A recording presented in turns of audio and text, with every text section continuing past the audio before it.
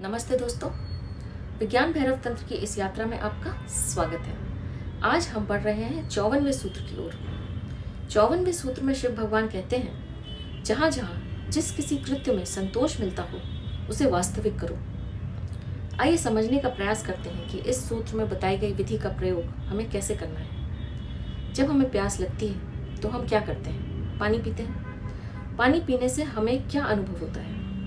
पानी पीने से हमें एक सूक्ष्म संतोष प्राप्त होता है, तृप्ति होती है। ऐसे क्षण में हमें पानी को भूल जाना है, प्यास को भी भूल जाना है, और जो सूक्ष्म संतोष हमें हो रहा है उसके साथ रहना है। बस सिर्फ संतुष्ट अनुभव करना है, उस संतोष से भर जाना है। लेकिन मनुष्य का मन बहुत उपद्रवी है। वह केवल अतृप्ति और असंतोष अनुभव करता है। वह कभी संतोष का अनुभव नहीं करता। जब हमें प्यास लगती है तो हम प्यास को अच्छी तरह अनुभव करते हैं। हमारा गला सूखता है, और अगर प्यास बढ़ती है तो वो हमारे पूरे शरीर में अनुभव होने लगती है। और अगर हमें पानी नहीं मिलता तो एक क्षण ऐसा भी आता है जब हमें ऐसा नहीं लगता कि हमें प्यास लगी है, हमें लगता है कि हम खुद प्यास बन गए हैं। जैसे प्यास अनुभव में आती है, उसी तरह असंतोष, दुख, संताप अनुभव में आता है। जब हम दुख में होते हैं तो हम दुख ही बन जाते हैं। हम उस दुख के अलावा और कुछ नहीं देखते, हमें और कुछ नहीं सूझता। यही कारण है कि पूरा जीवन नरक मालूम पड़ने लगता है। हमने कभी विधायक को अनुभव नहीं किया, हमने सदा नकारात्मक को अनुभव किया है। जीवन असल में वैसा दुख नहीं है जैसा हमने उसे बना रखा है। दुख हमारा बनाया हुआ है। दुख महज एक व्याख्या है। कोई अभी और यहीं जहाँ हम दुखी हैं सुख में है, नाच रहा है, गीत गा रहा है। इसका मतलब क्या है? इसका मतलब है जीवन न दुख है और न सुख है। दुख और सुख हमारी व्याख्याएं हैं, हमारी दृष्टियां हैं, हमारा देखने का ढंग है, हमारा डेफिनेशन, हमारा पॉइंट ऑफ व्यू है। यह बिल्कुल हम पर निर्भर करता है कि हम जीवन को किस तरह देखते हैं। आइए हम अपने ही जीवन का स्मरण करते हैं और विश्लेषण भी करते हैं। क्या हमने कभी अपने संतोष का, अपनी तृप्ति का, अपने सुखों का, अपने आनंद के क्षणों का कोई हिसाब रखा है? नहीं, हमने कोई हिसाब नहीं रखा। लेकिन हमने अपने दुख का, पीड़ा का, संताप का खूब हिसाब रखा है। हमारे पास हमारे दुख का बड़ा संग्रह है, कलेक्शन है। इसलिए हम एक संग्रहित नरक हैं, और यह हमारा ही चुनाव है। कोई दूसरा हमें कभी नरक में नहीं धकेलता। यह पूरा पूरा हमारा खुद का चुनाव है। आपको पता है ऐसा क्यों होता है? हमारे मन का एक नियम है। वो क्या? मन हमेशा नरक को पकड़ता है। केवल पकड़ता ही नहीं, उसका संग्रह भी करता है, और फिर खुद नकार बन जाता है, इनकार बन जाता है, और फिर इसका एक दुष्चक्र निर्मित हो जाता है। Our mind attracts and collects negativity and then goes into denial to form a vicious cycle of a self-created hell. We have unconsciously created a certain pattern, so mind will have a tendency to go that way. But we can create consciously too. हमारे चित्त में जितना नकार इकट्ठा होता है, हम उतने ही नकारात्मक हो जाते हैं, उतने ही नेगेटिव हो जाते हैं, और फिर नकार का संग्रह बढ़ता जाता है, समान समान को आकर्षित करता है, और यह सिलसिला जन्मों जन्मों से चल रहा है।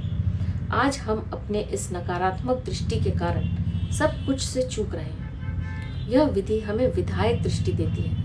It gives us a glimpse of conscious creation, mastery over the mind. सामान्य मन और उसकी प्रक्रिया के बिल्कुल विपरीत है यह विधि। सूत्र कहता है, जहाँ जहाँ जिस किसी कृत्य में संतोष मिलता हो उसे वास्तविक करो, उसे अनुभव करो, उसके साथ हो जाओ।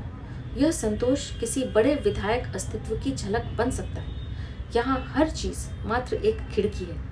अगर हम किसी दुख के साथ तादात्म्य करते हैं तो हमें खिड़की के बाहर क्या दिखेगा? दुख दिखेगा। और अगर हमने किसी संतोष के क्षण के साथ, आनंद के साथ, समाधि के साथ तादात्म्य किया हुआ है तो हमें संतोष, आनंद, सुख और समाधि दिखेगी। खिड़की वही है।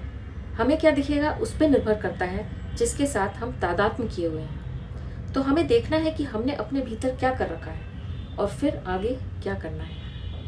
तादात्म्य को बदलने से वही दृष्टि बदल जाती है, और दृष्टि के बदलने से दृश्य बदल जाता है। बेशर्त हमें जहाँ कहीं भी संतोष मिले उसे जीना है। जो सुख शांति हमें मिलती है उसमें लीन होना है। उस सुख को द्वार बनाकर हमें विधायक अस्तित्व में प्रवेश कर जाना है। ऐसा करने से हमारा मन बदलने लगेगा। अब वह दुख के बदले सुख इकट्ठा करने लगेगा, मन विधायक होने लगेगा। हम संसार को बदलने की कोशिश करते हैं, लेकिन हम कुछ भी कर लें, जगत वही का वही रहता है। हम जितनी भी चीज़ें बदल लें, मगर सब कुछ वही का वही रहता है जब तक हम अपने को नहीं बदलते। दुखी व्यक्ति अपनी झोपड़ी छोड़कर महल में भी रहने चला जाए तो भी वो दुखी रहेगा, अगर वह अपने दुख को साथ लेकर चला तो। और सुखी व्यक्ति महल छोड़कर झोपड़ी में भी सुखी रहता है, क्योंकि दुख या सुख भीतर की चीज़ें हैं। इसलिए बुनियादी तौर पर बाहरी बदलाहट नहीं, सिर्फ बदलाहट का आभास है।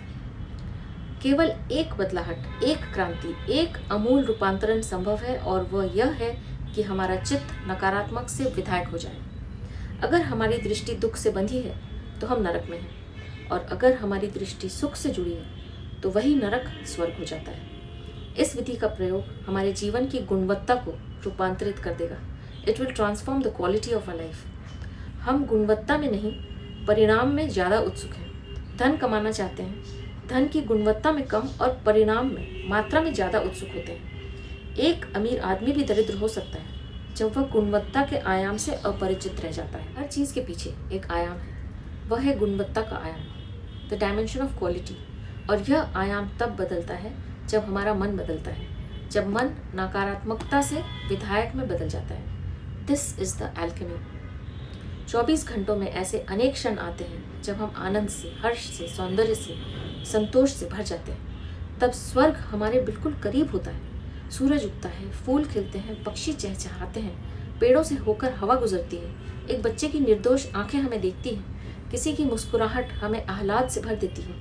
ये सब क्षण हमारे भीतर एक सूक्ष्म सुख का भाव उठाते हैं, लेकिन हम इनसे चूक इसलिए जाते हैं क्योंकि मन नकारात्मकता से भरा हुआ है। तो हमें क्या करना है? जब भी हमें इस तरह के आनंद के क्षण अनुभव में आए, उसमें ठहरना है, उससे भर जाना है, उससे पूरित हो जाना है, उसे अपने प्राणों पर छा जाने देना है, उसके साथ एक हो जाना है। ऐसा करने से उसकी सुगंध हमारे साथ रहेगी। यह अनुभूति पूरे दिन हमारे भीतर गूंजती रहेगी, और यह अनुगूंज हमें ज़्यादा विधायक होने में सहयोगी होगी। यह प्रक्रिया बढ़ती जाएगी। एक बार हमें पता चल जाए कि विधायकता हमें दूसरे ही जगत में ले जाती है, तो हम उससे कभी अलग होंगे क्या? नहीं, कभी नहीं होंगे। और तब हमारा पूरा दृष्टिकोण नकार से विधायक में परिवर्तित हो जाएगा। हमारी दृष्टि बदल जाएगी, ट्रांसफॉर्मेशन हो जाएगा। यह बहुत ही नाजुक प्रक्रिया है। जितनी गति हम करेंगे उतनी ही प्रगाढ़ होगी। बस केवल सुंदर को खोजना है, सुख को खोजना है। कुरूप भी सुंदर हो जाता है और हर दुख सुख बन जाता है। केवल आनंद की फिक्र करनी है और देर अबेर दुख तिरोहित हो जाता है। क्यों? क्योंकि विधायक चित्त के लिए सब कुछ सुंदर है। तो यह था 54वां सूत्र। आप भी इस सूत्र में बताई गई विधि का प्रयोग अवश्य कीजिए और देखिए कि आपको कैसा अनुभव होता है। अब मैं आपसे आज्ञा लूँगी। आपका बहुत बहुत धन्यवाद।